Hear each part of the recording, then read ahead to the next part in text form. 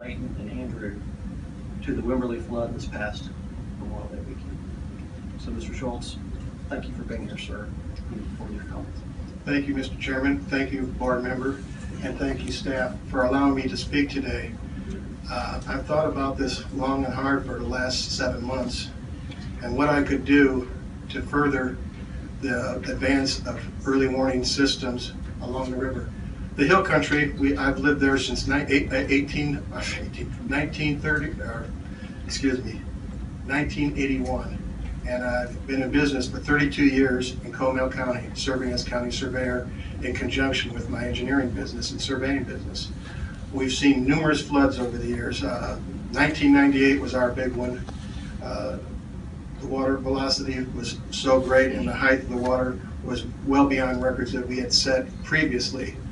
Obviously, people don't understand that as population growth around the state of Texas increases, and that's fine, but they all like to live and go near the water.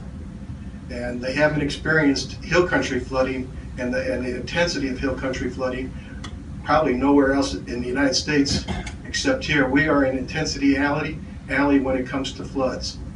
The intensity of those rainfalls are so great that it's put on maps, hydrology maps and that stuff, that these are there's a considerably high zone of risk. That occurred basically on May 24th, May 23rd of this year when a large storm hit up in Blanco, and that storm hit in the afternoon, and by that evening the storm was materializing over the Wimberley area, and I think the peaks of those two storms combined right there in Wimberley, which caused the rise of the water surface in that area. That water surface was increasing at about 3 to 4 tenths per minute elevation during the peak of that storm. And overall, I think at 8:23 in the afternoon, based on USGS river elevations, the storm was at 5 foot, and by 10:15 p.m. the storm was 7.5 feet.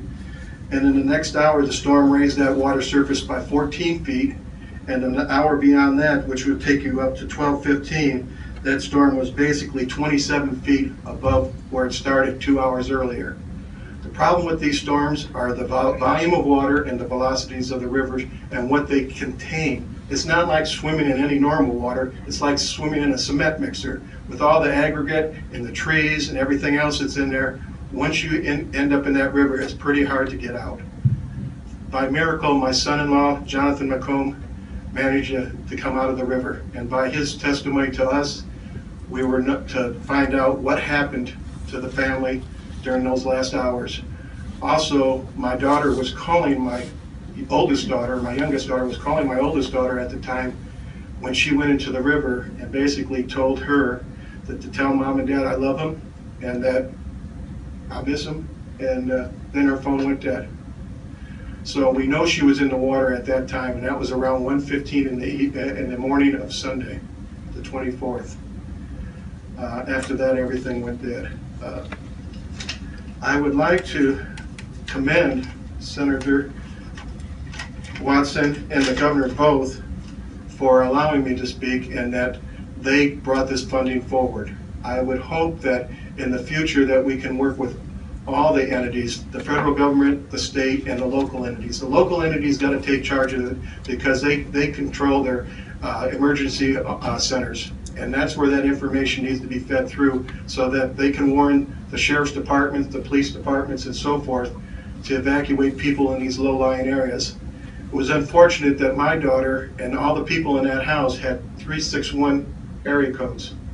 They weren't getting warnings. They didn't have warnings. And no TV, so they didn't see anything on TV or anything.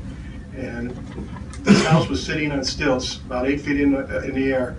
And by the time they noticed the water towards the first floor, they had 8 foot of depth of water, which they couldn't get out. So they were forced to try to ride this thing out in the house. And unfortunately, a big cypress tree, from what my son-in-law told me, hit the house, knocked it off its foundation, and it ended up in the river. Unfortunately, Route 12 was about a mile downstream from them, and that's where the house was destroyed and demolished and ended up breaking apart. through the years, I've experienced a lot of things in Comal County, and one of the main features was we were doing the flood study along with CH2M